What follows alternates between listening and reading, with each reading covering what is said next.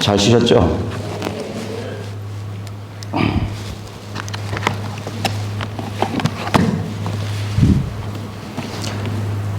여기 앞에 와 있는데 갑자기 눈물이 많이 나가지고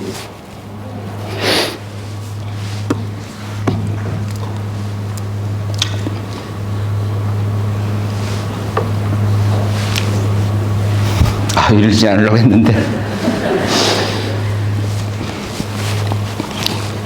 십자가에서 시작된 그 주님의 그 보배로운 피의 발자취가 끊이지 않고 수천 년의 역사를 통해서 그 피의 발자취가 끊이지 않고 흘려졌던, 주님을 따랐던, 자기 십자가를 지고 주님을 따랐던 그런 피의 발자취의 역사를 남긴 우리 믿음의 선배들에 대한 그런 이야기들을 제가 어떻게 감히 이 짧은 시간에 할 수 있을까?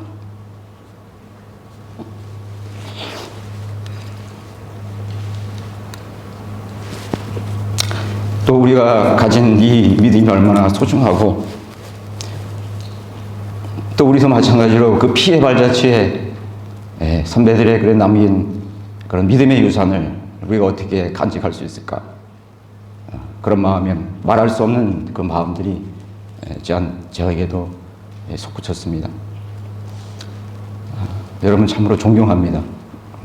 또 하나님께서 이 자리 이 시간까지 여러분들을 섭리 가운데 인도하시고 또 이 피의 발자취의 역사를 주님이 오시는 그날까지 쓰게 하실 수 있게 하셨던 주님께 모든 영광을 돌려드립니다.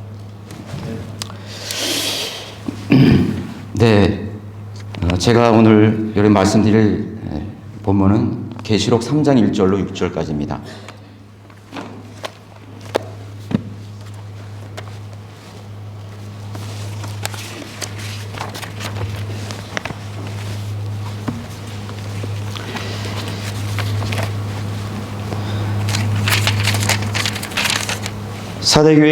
사대교회 천사에게 편지하라. 하나님의 일곱 영과 일곱 별을 가지신 분이 이 일들을 말씀하시느니라.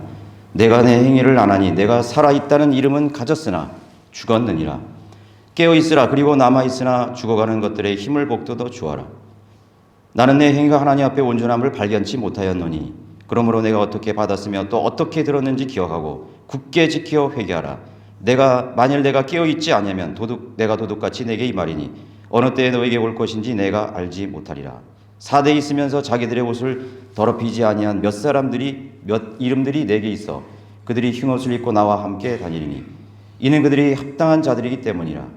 이기는 자는 흰옷을 입을 것이요 내가 그의 이름을 생명의 책에서 지워버리지 아니할 것이며 또 그의 이름을 나의 아버지 앞과 그의 천사들 앞에서 시인할 것이니라. 귀 있는 자는 성령께서 교회들에게 말씀하시는 것을 들을지어다. 제가 오늘 여러분들에게 말씀드리고 싶은 주요 구절은 1절과 4절입니다. 우리가 하나님이 두려움의 대상이 될 수 있는 이유는 그분이 불꽃 같은 눈동자로 모든 만물들, 또 모든 영적 존재들, 또 모든 피조물들, 모든 천사들을 선악간에 판단하시고 또 최종적으로 심판하시는 그런 두려우신 분이기 때문인 것입니다. 이 세상에는 수많은 평가들이 있습니다. 수많은 비평들이 있을지라도 만물을 통치하시는 주님의 평가는 무엇인지가 더 중요한 것이죠. 이 세상의 어떤 종류들의 평가는 아무런 가치가 없습니다. 사대교회 기간은 암흑시대의 한 가운데인 AD 1000년에서 1500년 사이의 영적 상황을 보여주는 기간입니다. 500여 년 동안의 유럽을 중심으로 한 세계는 다양한 일들에 대해서 그 역사 기록을 남기고 있습니다. 십자군 전쟁, 200년 동안 지속된 십자군 전쟁입니다. 모슬렘의 침략, 또 징기스칸의 정복 전쟁, 영불 간의 평년 전쟁, 르네상스로 인한 문해혁명의 발전, 신성 로마 제국의 부활, 동방무역의 개척, 콜럼부스의 항로 개척, 신대륙 발견, 동양 문화의 유입들,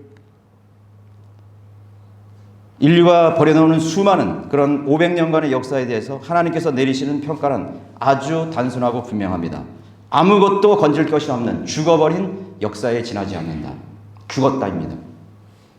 사대에 대한 평가는 6구절로 일축하고 있습니다. 그것이 하나님께서 내리시는 역사의 평가인 것입니다.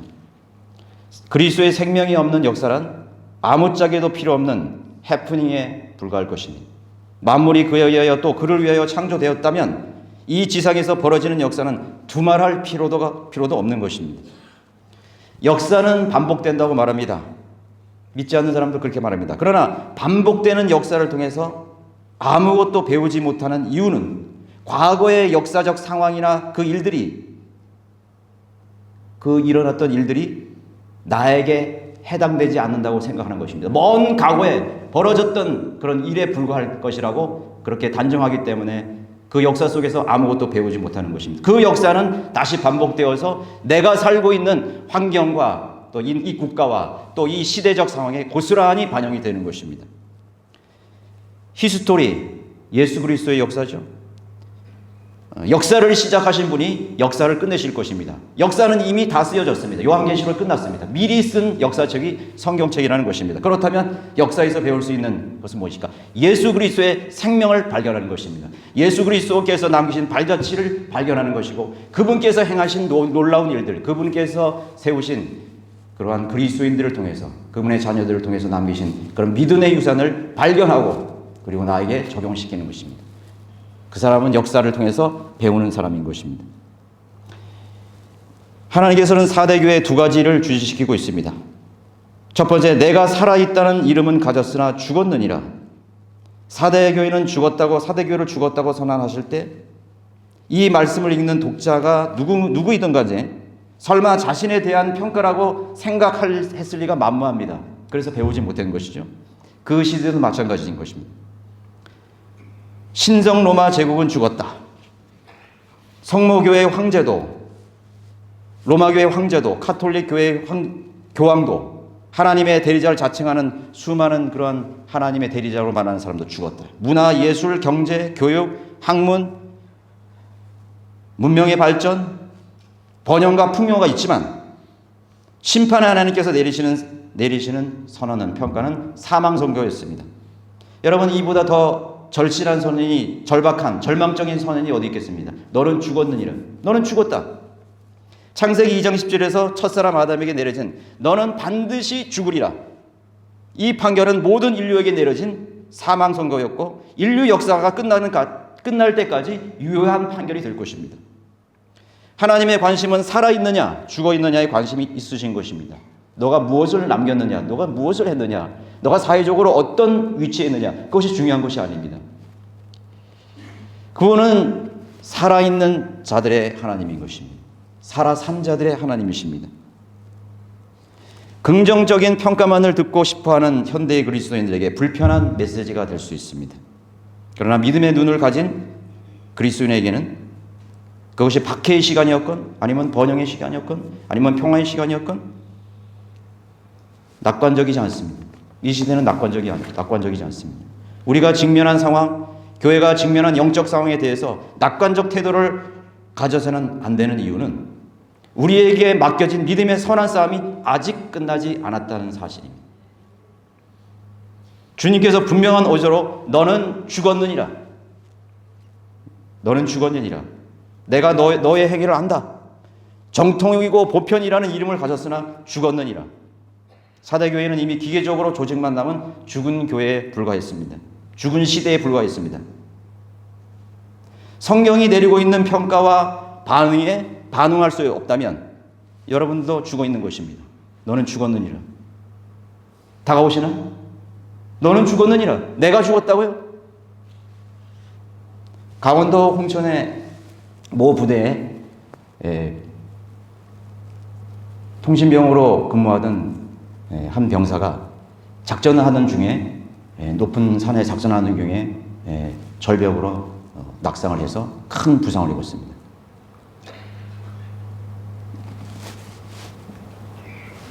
그리고 그 동료들이 이제 응급처치를 이렇게 취하고 최선을 다하고 있는 상황에서 그 부대장에게 지휘관에게 연락을 해서 그 부모와 연락을 취하는 그런 상황이 이제 벌어졌습니다.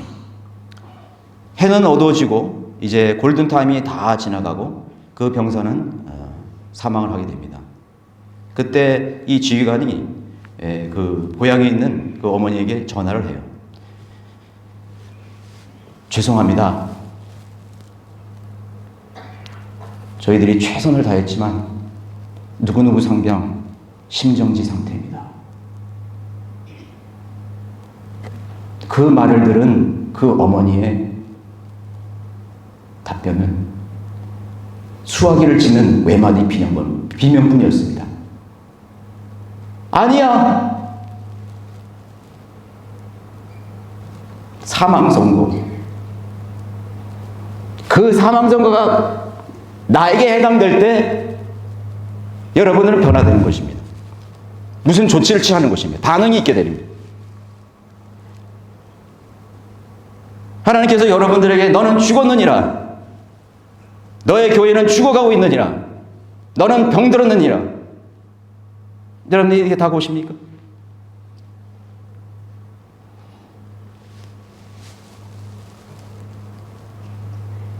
이 그루에 들어왔지만 모양은 있으나 본질은 그대로인 좋은 모양을 가지고 근사하고 품이 있는 그리스도인으로 남고 싶은 사람에게는 이 하나님의 사망 선고는 나에게 해당될 수가 없어요. 항상 폼을 잡으려고 합니다. 세상인 것도 없고 교회에서 무엇인가를 영적인 것도 없고 어중중한 그런 무임승차를 하려고 하는 그런 그리스도인으로 여러분 변질되어 간다면 그것은 바로 여러분들에게 나에게 해당되는 메시지일 것입니다. 정통이란 이름을 가진 4대 교회 로마 가톨릭 교회는 죽은 종교에 불과했습니다. 아예 죽어버린 송장이면 낫겠는데 좀비처럼 활기를 치면서 믿음을 실천하는 교회와 그리스도인들을 박해하는 그런 살인 기계로 전락해 버리는 것입니다. 성경이 없는 신앙은 우상일 뿐이 우상만 남는 것입니다. 성경이 없는 교회는 은사주의의 망상만 남는 것입니다. 그것이 4대 교회였습니다. 그게 성모교회였고 가톨릭 교회였습니다. 그들은 회중들에게 성경을 가지지 못하게 했습니다. 성경을 읽지도 못하게 했습니다. 성경을 낭독해 주는데 라틴어나 또 알아들을 수 없는 그런 이상한 주문 같은 것으로 그냥 그 미사를 떼어버렸습니다. 회중들은 하나님의 뜻이 무엇인지 하나님의 진리의 지식이 뭔지 알 수가 없었습니다. 하나님을 알고 싶은데 영원한 것을 추구하고 싶은데 그 수많은 회중들은 기갈에 든 채 그렇게 헤매다가 환상을 보고 꿈을 보고 수많은 유언비어를 따라가고 수많은 혼들이 몰락으로 갔습니다.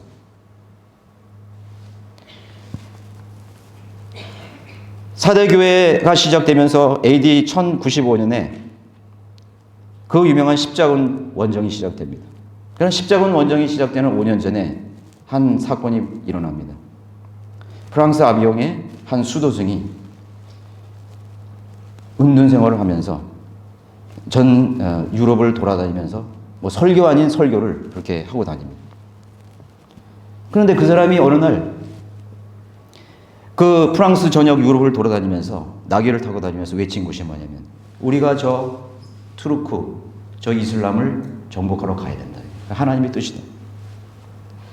나에게 하나님께서 예수 그리스도께 나타나셔서 나에게 편지를 전해주셨는데 그 편지의 내용이 우리 그리스도의 군대를 일으켜서 저 투르크의 그러한 적들을 몰아내야 된다. 그렇게 하고 설교를 하고 다녔어요. 그때 유럽에서 모인 민중들이 3만 명에 육박했습니다.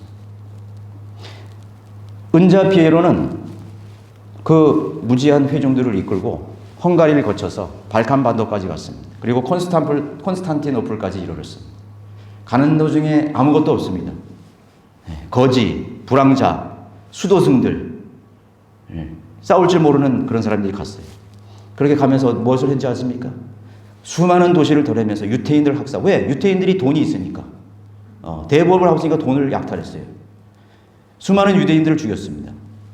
수많은 가옥들을 불질렀습니다. 그리고 콘스탄티노플에 가서 겨우겨우 거짓골로 귀환을 했습니다. 그 후 1005년 후에 1095년 교황 우르반 2세는 클레르몬 공의회에서 이슬람 세력으로부터 예루살렘을 탈환한다는 명분으로 십자군 원정을 시작했는데, 그런 또 이런 선동적인 그런 호소를 합니다. 사기꾼과 병자들도 상관이 없다. 모두 그리스도의 군사가 되어서 성지 예루살렘을 이교도의 손에서 구해내자. 이는 구원을 위한 새로운 교리다.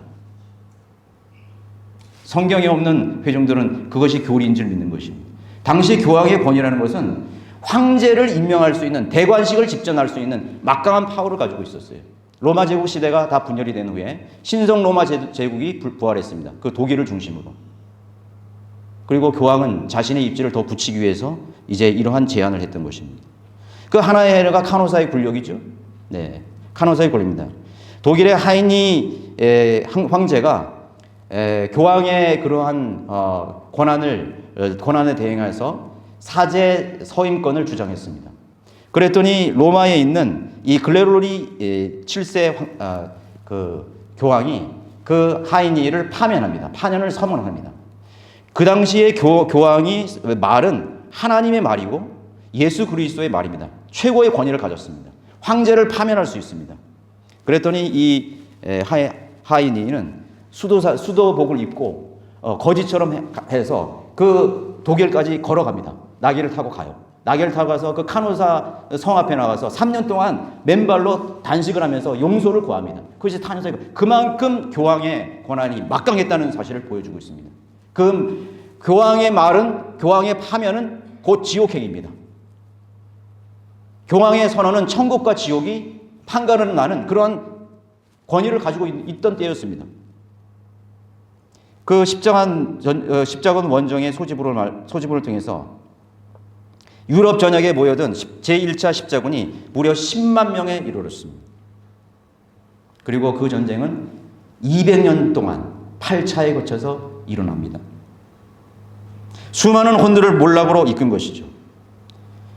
더 비극적인 제 눈을 사로잡은 한 사건이 있습니다. 4차 원정이 끝나고 1212년에 교황 이노센트 3세는 퀼른에서 2만 명의 니콜라스 소년 십자군을 모집합니다. 소년 십자가. 8살에서 17세 되는 소년 십자가를 모집합니다. 2만 명의 소년 십자군들은 도보로 알프스 산을 넘게 됩니다. 알프스 산을 넘다가 3분의 2가 사망을 합니다.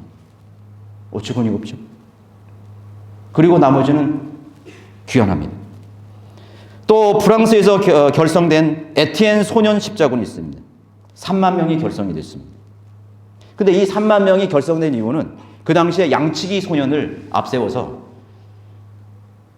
십자군을 모집해서 홍해 바다에 이르면 모세의 기적이 일어나서 그 지중해가 갈라져서 우리를 그 팔레스타인, 우리의 성지까지 우리를 이끌 것이라는 그런 허황된 그런 환상에 대한 이야기를, 꾸며낸 이야기를 그들에게 주시킵니다.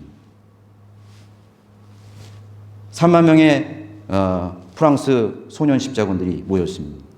마르세유에 결집했어요. 바다가 갈라지지 않습니다. 그런데 몇 날 며칠 기다리다가 두 베네치아 상인이 나타나서 7척의 배를 제공합니다. 보시오. 당신의 기도가 응답됐습니다. 그래서 그 배를 타고 지중해를 항해하다가 두 척이 난파해서 다 죽습니다. 그리고 겨우겨우 도착한 이 상선 5척이 북아프리카에 도착하자마자 8살에서 17세 된 그런 백인 수만 명 아이들을 아프리카 모슬렘의 노예로 다 팔아버립니다. 이 얼마나 분노할 만한 비극적인 일입니까? 그것이 송모교회에서 일어난 일들이에요. 럭크만 목사님께서 교회사에 언급하기를 이 책임을 이노테스 3세는 모두 알비겐스 이단들이 벌린 유언비어였다. 그들을 토벌하기 위해서 십자군을 결성해서 우리는 그들을 토벌해야 된다. 알비겐스. 여러분 4대 교회의 대표적인 성경대로 믿는 바이블 빌려교의 이름이 알비겐스입니다. 전에는 폴리시안이었죠. 그 폴리시안 그들의 믿음을 전수한 사람들이 바로 walden스, 알비겐스입니다. 당시 알비겐스는 남부 프랑스와 북부 이태리를 다니면서 설교했습니다. 복음을 전파했습니다. 그리고 성모교회를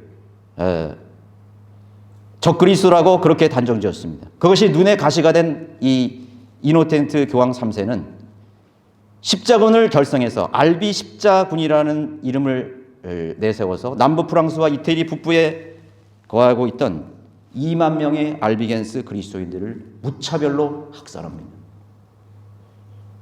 그것을 다 그들의 그것의 책임을 다 성경대로 믿는 그리스도인들이 뒤집어 씌우시고, 앞에서 우리가 배워왔듯이 성경대로 믿는 그리스도인들을 박해하는 명분은 항상 그렇습니다. 사회에서 일어나는 여러 가지 그런 문제들,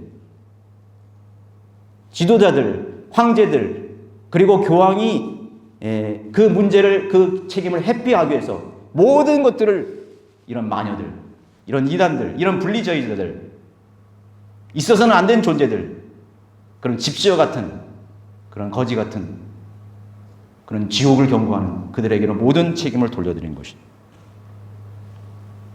알비겐스는 그때 그렇게 이야기합니다. 성경적 무지로 인한 망상의 결과가 비극을 초래했다. 분노했습니다. 알비겐스, walden스 무리들은 무려 이 4대 기간 동안에 36번의 혹독한 박해로 죽어갑니다. 저는 이해할 수 없는 것이, 어떻게 그렇게 혹독한 박해 속에서 그렇게 많은, 죽여도 그렇게 많은 그리스도인들이 일어날 수 있을까? 어떻게 그렇게 많은 그리스도인들이 태어날 수 있을까?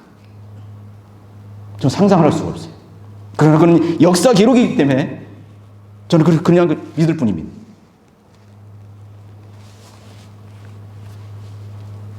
성묘교회 로마 가톨릭은 어느 한 가지도 변한 것이 없습니다. 그 당시에 성모교회나 지금 현재의 성묘교회는 아무것도 변한 것이 없어요. 그들은 그대로 자신들의 정체를 숨긴 채 대환란, 그 적그리스도의 짐승으로 나타나는 것입니다. 그것을 잊어서는 안 되는 것입니다. 그런데 종교개혁으로 생긴 그런 개신교회마저 변질되어 갔습니다. 그리고 다시 로마 교회 품으로 돌아갔습니다. 여러분 그것을 아셔야 돼요. 개신교회는 종교개혁 당시의 개신교회가 아니에요. 프로테스탄들이 아니에요. 개신교회는 변질되었습니다. 다시 로마의 품으로 돌아갔습니다. 현재의 개신교회들은 모두 교황의 교회가 되어버렸습니다. 그것을 아십시오. 두 번째, 주님의 관심은 4절에 있습니다. 자기들의 옷을 더럽히지 아니한 몇 이름들이 있다고 말씀하고 있습니다. 그들은 합당한 자들이기 때문이라. 합당한 자는 worthy, 가치란 뜻입니다. 어떤 가치? 하나님께서 여러분들을 보는 가치가 어디 있겠습니까? 사회적 위치? 여러분들의 경력? 여러분 커리어? 여러분들의 스펙? 여러분의 가문? 여러분의 어떤 교회에서 위치? 여러분들의 가치는 진리에 있습니다. 여러분들이 그 진리를 가지고 있느냐, 가지고 있지 않느냐. 그 진리를 얼마나 소중히 여기느냐에 따라서 여러분들의 가치를 하나님께서 보실 것입니다. 그건 진리의 가치입니다. 그것이 하나님께서 보시는 그 보물의 무게이고 가치인 것입니다. 나는 구원받았어. 여러분 안주하지 마십시오. 그건 태어났을 뿐입니다. 여러분 아기가 어머니에서 태어나서 그 첫 울음을 우는 그 수준일 뿐입니다. 구원은 시작일 뿐이에요. 여러분 예수 그리스도께서 오신 그 기점으로 역사가 갈라졌습니다. 그 역사를 보면 마이너스 역사하고 플러스 역사입니다. 주님이 오시기 전의 역사는 마이너스예요. 아무 의미가 없습니다. 물론 역사는 다 하나님께서 관장하시죠. 그 무엇을 뜻합니까? 예수 그리스도 오시는 역사는 플러스입니다. 여러분들이 예수 그리스도 십자가를 통해서 예수 그리스도를 만났다면 여러분의 생애는 이제는 플러스입니다. 자라나야 돼요. 그리스도의 장성한 분량까지 성장해야 됩니다. 아무 의미도 없는 그냥 마이너스 인생. 그냥 버려지는 쓰레기 인생 돌아가시겠습니까? 거기에 머무르시겠습니까? 주님의 가치는 바로 진리의 가치에 있습니다. 그것이 여러분의 믿음의 무게를 증명하는 것입니다. 성경이 최종 권위임을 입증하는 가장 좋은 방법이 뭘까요? 이론으로 배운 그러한 여러 가지 이론을 나열하는 것? 하나는 죽어서 이 한글 킹제임스 성경이 최종 권위야. 그렇게 읊조리고 다른 사람에게 강조 안 되고 그게 최종 권위 되겠습니까? 최종 권위를 입증하기 위해서는 가장 좋은 방법은 순종입니다. 여러분의 순종이 여러분에게 있어서 최종 권위라는 것을 증명해 주는 것입니다. 여러분들의 변화된 삶을 통해서 그 성경 구절이 최종 권위라는 것을 입증해 주는 것입니다. 더 나아가서 우리 이 역사 속에 수많은 그런 피 흘린 선조들이 남긴 최종 권위의 증거가 뭡니까? 그들은 자신의 목숨을 통해서 성경이 최종 권위라는 것을 분명하게 입증했습니다. 그보다 더 큰 여러분 증거가 어디 있겠습니까? 그보다 더 확실한 성경은 우리 믿음과 신앙의 최종적인 하나님의 절대적인 권위라는 것을 입증할 수 있는 그런 증거가 어디 있겠습니까? 내 죽음으로써 나의 신앙을 보여드리는 것입니다. 그것이 아니겠습니까? 그들은 우리에게 성경이 최종 권위라는 것을 분명히 우리에게 발자취로 남겼습니다. 바른 믿음이란 하나님의 관심이 나의 관심이 되는 것입니다. 주님의 가치가 나의 가치가 되는 것입니다. 하나님 앞에 그 당시에 합당한 3명의 그리스도인이 있었다고 기록하고 있습니다. 자기들의 옷을 더럽히지 않는 몇 이름이 있었습니다. 우리가 그 사람들을 뽑자면 존 위클리프, 그리고 존 후스, 그리고 사보다 롤라이스입니다. 존 위클리프는 종교개혁의 새벽비라는 잉글랜드 출생입니다. 1366년 왕궁 궁전 목사였고 옥스퍼드 신학 박사였고 컨터베리의 석학이었습니다.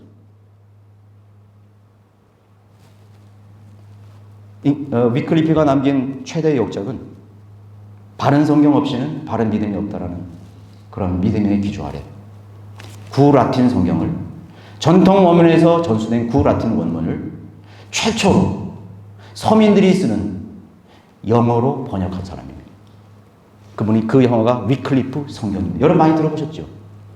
오늘 이 기독교에도 위클리프 떠듭니다. 위클리프 선교단, 위클리프 번역 성경 떠듭니다.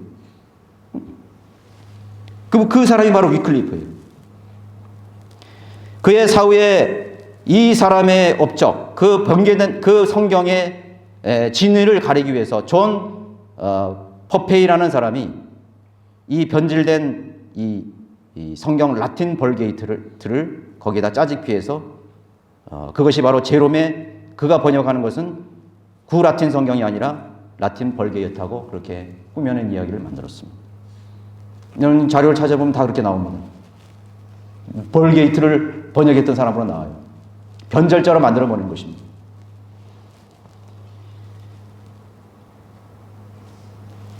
여기서 우리가 살펴볼 것은 그러면 어떻게 구라틴 성경이 라틴어 성경이 어떻게 그렇게 혹독한 박해와 성경을 제거하려는 그런 여러 가지 그런 시도 속에서 어떻게 살아남았는 것이. 십자군 전쟁은 어떻게 보면은 하나님께서 성모교회를 심판하는 하나의 방법이었습니다. 물론 다른 방법이 있었습니다. 그 당시에 패스트, 흑사병으로 인해서 2천만 명이나 되는 성모교회 신자들이 죽었습니다. 하나님의 심판이에요. 하나님께서 성모교회를 둘로 쪼개놨습니다. 로마에 그리고 프랑스 리옹에 자신을 하나님의 그런 대리자고 하는 사람들을 태워서 서로 싸우게 했습니다. 라틴 벌게이트 구라틴 성경은 모슬렘 살라드가 십자군을 이제 몰아낸 뒤에 8차가 끝난 뒤에 십자군 세력이 모슬람 세력이 이제 동해에서 서로 이동을 하게 됩니다. 그래 팔레타인을 점령한 모슬람 세력은 이제 이집트 쪽으로 나일강을 건너서 이집트로 카르타고를 유입해서 알제리 튀제로 해서 이제 이베리아 반도, 지금의 이베리아 반도는 포르투갈하고 스페인 지역이 됩니다. 그 이베리아 반도가 718년경에 이슬람에게 정복을 당합니다. 그리고 800년 동안 이슬람 통치에 들어갑니다. 이슬람 민족들이 성모교회가 로마 가톨릭 교회가 성경대를 믿는 사람들을 박해한 반면에 이 무슬람 이 세력들은 종교의 자유를 줍니다. 누구든지 세금만 잘 내면 순종만 잘하면 너희 종교를 그냥 그대로 종교의 자유를 주겠다. 그렇게 했습니다. 그렇게 해서 그 유대인들이 그 당시에 팔레스타인 유대인들이 구라틴 성경을 가지고 있던 성경들이 그 경로를 따라서 이베리아 반도까지 옵니다. 스페인 포르투갈까지 옵니다. 여러분들이 원문 비평을 배웠으면 그거 잘 기억나시는 분 계실 거예요. 네. 그래서 그 구라틴 성경은 이베리아 반도에서 보존을 하게 되는 것입니다. 그 당시에 있던 폴리시안이라든가 여러 성경들이 믿는 waldens들을 통해서 그 성경은 이제 북쪽으로 독일로 헝가리로 그렇게 올라갔던 것이죠. 하나님의 놀라운 섭리죠. 하나님 놀라우십니다. 하나님께서 이 위클리프를 통해서 이제 첫 번째 영어 성경을 발견합니다. 그 영향으로 틴데일이 화형에 당했죠. 그 유명한 틴데일이 틴데일 영어 성경을 썼고 그것을 저문을 해서 1610년에 킹 제임스 성경이 탄생할 수 있는 그러한 도화선을 넣어주었던 위대한 하나님의 그런 발자취였습니다. 그는 옥스퍼드 출신의 가난한 사제단을 조직해서 롤라드라는 순회 전단을 결성해서 위클리프 성경을 들고 유럽을 다니면서 그렇게 설교했습니다. 수많은 그의 제자들이 화형을 당했습니다. 그도 결국 파면당해서 14년 후에 그의 무덤이 파헤쳐지고 그의 뼈는 강물에 뿌려졌습니다. 두 번째는 지롤라로 사보라놀라입니다. 사보라놀라는 원래 도미니크 수도의 성경이었고 크리스토스의 영을 받고 설교했습니다. 가톨릭 사제 주교들의 악행을 설교했고 그의 영향으로 북배 이태리에서 파테린, walden스의 영향을 받는 설교를 했습니다. 그의 입을 막기 위해서 추기경 자리까지 제안했지만 그는 말하기를 순교자가 될지언정 교황의 개가 되지 않겠다. 교황 보니파스 8세를 향해서 여우처럼 통치를 시작했고 개처럼 통치를 마치는 사악한 자, 하나님의 임재가 떠난 교회는 부서진 도구에 불과하다. 그는 체포되었고 2달 동안 고문당한 후 화형에 처해졌습니다. 화형대에서 교황의 화손이 묻기를 나는 너를 교회의 회원에서 분리하고 승리하는 교회로부터 영원히 분리시키겠다. 사보나놀라가 응수합니다. 승리하는 교회로부터 분리시키지 못하노라. 그 일은 자네가 할 수 있는 일이 아니라네. 오 예수여. 자신의 생애를 영광스러움으로 죽었습니다. 사대교회에 많은 문제아들이 있었습니다. 그들의 옷을 더럽히지 않는 가톨릭 시대의 문제아들, 바로 그들인 것입니다. 1200년까지의 그리스도인보다 더 많은 수가 있었습니다. 보고마일, 샤프에 의해서 이단 종표 나가기를 쳤습니다. 만이교로 몰렸습니다. 그들은 아나토리아 소아시아에서 불가리아, 발칸반도를 거쳐서 보고마일의 선조가 폴리시안, 동일 지역으로 거주했습니다. 그의 목자는 바질이었는데 그리스도 종교의 황제에게 알렉스에 의해서 처형되었습니다. 그의 주장은 가톨릭 미사는 마귀에 바치는 제사에 불과하다. 비성경적인 발언을 하는 교보들은 모두 거짓 선지자들이며 로마 가톨릭 교회는 사탄의 교회이고 유아 세례를 거부했습니다. 북부 이태리 북부와 프랑스 남부에 거주하는 카타리, 계속 이름이 바뀝니다. 그러나 그들은 동일한 사람들이에요. 동일한 믿음을 가진 사람이에요. 왜 그랬을까요? 성경적 전통의 맥을 끊어버리기 위해서. 이 자들은 다 다른 자들이야. 저런 자들도 있고 이런 자들도 있고 저런 미치광이들도 있고 저런 거지들도 있다. 그런 인식을 심겨주기 위해서 성모교회는 다른 이름을 붙였던 것입니다. 그러나 그 사람들 다 바이블 빌리버예요. 똑같은 믿음을 가졌어요. 왜 이렇게 많은 이름이 있을까? 가톨릭 역사가들에 의해서 그들의 이름이 불려졌어요. 어떤 성경대로 믿는 그리스도인들로 자기 자신이 자칭 나는 성경대로 믿는 사람이라고 하지 않았습니다. 자칭 나는 카타리다, 나는 왈덴스다, 나는 왈도스라고 그렇게 한 사람이 아무도 없어요. 가톨릭 역사가들에 의해서 노바티안을 카타리라 칭했던 사람은 유세비였습니다. 보고마일과 폴리시안들도 역시 카타리와 마니키안, 남부 프랑스 알비겐스를 역시 카타리라 불렀습니다. 발칸반도의 불가리아에서는 불가리라고 불렀습니다. 이는 성경적 전통을 이룰 수 없도록 하기 위해서 30여 가지의 별명을 붙였던 것입니다. 그리고 가톨릭 교회만이 하나된 참된 교회라는 이미지를 심어주기 위해서 너희들은 다 분열됐어. 너희들은 제각각이야. 너희들은 혼란이야. 그런데 우리 성모교회는 정통이고 하나다니 그걸 주지시키기 위해서 그랬던 것이죠. 이들 모두 마리아 경배를 거부했고 유아 세례를 거부했으며 십자가 성산과 죽은 자에 대한 기도를 거부했습니다. 모두 화형에 처해졌고 고문당했습니다. 1229년까지 종교 재판조가 절정을 이루었던 그들은 시대였습니다. 또 한번 제가 말씀드리지만 이것은 믿을 수 없습니다. 역사가 로렌스는 1480년에서 89년 사이에 스페인에서 8,000명 이상이 산채로 불태워졌고 9만 명 이상이 기타 방법으로 처벌되었습니다. 1499년에서 1506년 사이에 1600명이 화형에 당했고 1507년에서 1515년까지 2536명이 처형당했습니다. 1522년까지 2만 명의 이단들이 처벌받았고 그중 1000명이 트리아나 세빌이라는 도시에서 화형되었습니다. 어떻게 이렇게 많은 그리스도인이 있을까요? 지금 그렇게 전파하고 지금 그렇게 홍보하고 지금 그렇게 알려도 1000명이 안 되는 우리 바이블 빌리버, 이유가 무엇이죠? 이유가 무엇입니까? 오늘날 그리스도인의 문제점은 세상과 믿음을 다 가지려는 태도입니다. 앞서 제가 말씀드렸지. 목표가 두 개인 것입니다. 우리 그리스도인의 목표는 한 가지입니다. 여러분들의 우선순위가 있죠. 첫 번째 우선순위, 두 번째, 세 번째. 두 번째, 세 번째, 네 번째 우선순위는 다 거짓말입니다. 두 번째부터 모든 순위들은 다 첫 번째 순위를 위해서 존재하는 것입니다. 그렇지 않습니까? 여러분들의 우선순위 무엇입니까? 그런데 여러분들의 목표는, 생애 목표는 왜 두 가지, 세 가지가 되는 것입니까? 이것도 해야 되고 저것도 해야 되고 이것도 뒤지지 말아야 되고 이 경쟁에서 내가 살아남아야 되고.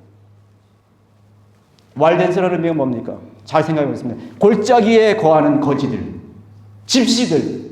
그들은 집시가 되고 싶어서 집시가 되지 않았습니다. 그들은 모든 것을 내어줬습니다. 믿음 때문에 모든 것을 내어줬습니다. 모든 것을 포기했습니다. 믿음은 포기하는 것에 달려 있습니다. 몰래에게 자식을 바치는 사람들. 저는 오늘 여러분들에게 단언합니다. 여러분들의 자녀를 세상의 진화론 자들에게 바치는 자들, 몰래에게 드리는 것입니다. 아닙니까? 의사는 자기 아들을 의사시키고 싶어하고 판사는 자기 아들을 판사시키고 싶어하는데 그리스도인은 나는 내 믿음은 내 때까지 충분해. 너는 그래도 그리스도인으로 살아남고 구원받고 그래도 그 세상에서 고생 안 하고 근사하게 한번 그렇게 살아봐. 우리가 오늘 여러분들이 듣는 기도 제목에 저는 슬픈 마음을 많이 갖습니다. 왜 저런 기도를 해야 될까? 여러분들이 건강할 때는 기도 제목이 많이 있습니다. 뭐도 해야 되고 건강 체육도 어디도 놀러 가야 되고 뭐도 먹어야 되고 많은 그런 것들이 있습니다. 그러나 여러분들이 중환자실에 들어갔을 때 여러분들의 남는 기도 제목이 무엇입니까? 뭐죠? 한 가지밖에 없어요. 내가 이 자리를 털고 건강해져야 되겠다. 살아남아야 돼. 한 가지밖에 없잖아요. 너는 죽었느니라. 너는 죽어가고 있느니라. 여러분들에게 하나님께서 내리신 그 선언을 여러분들의 목숨처럼 여러분이 절박한 심령으로 여러분 받으셔야 됩니다. 우리는 지식을 늘리기 위해서 오늘 성경대로 믿는 그런 발자취를 연구하는 것이 아닙니다. 그것은 나에게 해당되는 것입니다. 그것은 나의 상황입니다. 여러분, 고문당하고 화형에 처하고 얼마나 두렵습니까? 순교의 영이 없이, 성령님 없이는 그 순교를 맞이할 수 없습니다. 오늘 여러분 순교할 수 있습니까? 그러나 순교만큼 어려운 것은 살아서 하는 순교입니다. 살아서 하는 순교가 더 힘들 수도 있습니다. 그래서 그리스도인이 없습니다. 적습니다. 어느 누가 말하기를 박해는 교회를 정화시킨다고 했습니다. 박해가 없어요. 정화시킬 수가 없습니다. 여러분 살아있는 제물로 하나님께 드리십시오. 시간이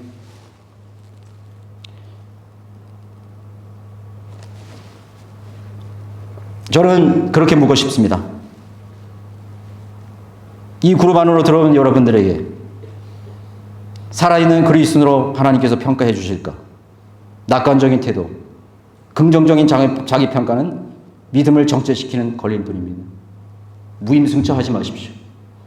무임승차 하려던 사람은 모두 도중하차했습니다. 아시죠? 오늘 저는 여러분 가운데 도중하차 하실 분들을 봅니다. 언제든 그랬어요. 매년 수련회마다 그랬어요. 매년 선교 주간마다 그랬어요. 그들이 하나님 앞에 바쳤던 그 맹세는 어디 갔습니까? 주님을 위해서 나는 죽기까지 충성하겠다. 나는 주님을 위해서 살겠다. 그 맹세는 어디 갔습니까? 어디 갔죠? 그것은 자기 자신으로부터 시작한 신념이기 때문인 것입니다. 자기 자신, 붉은 자들, 사대교회는 붉은 자들, 피로 얼룩진 옷을 입은 그리스도인들, 피로 범벅이 된, 상처로 범벅이 된 피냄새가 가시지 않는 그리스도인들, 피와 눈물과 땀이 가시지 않는 그리스도인들, 순교의 시대. 오늘 여러분들이 입는 그 옷은 무엇입니까? 그 사도교의 붉은 자들의 부끄럽지 않는 여러분들의 믿음의 족적을 남기고 싶지 않습니까? 살아있는 순교. 내 능력으로 불변합니다. 저 십자가에 나를 못 박고 오늘 내가 죽을 때 오늘 하루도 순교의 정신으로 살아갈 수 있는 그리스도인.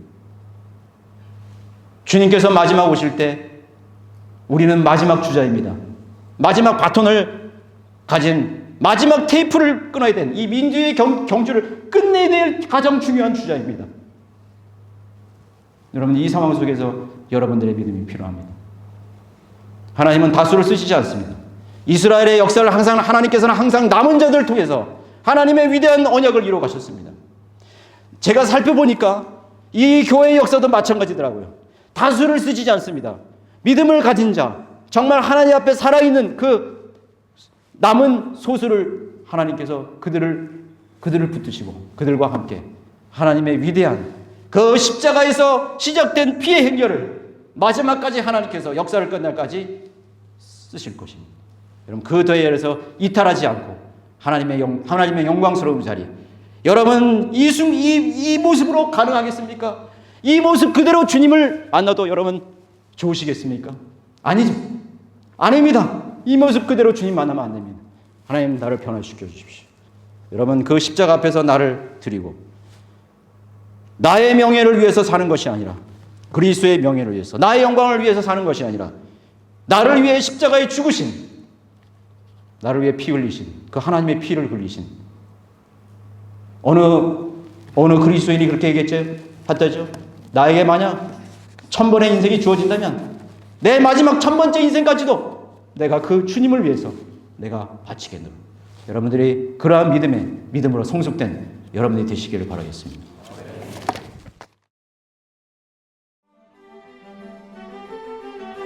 그리스도인은 한글 킹제임스 성경을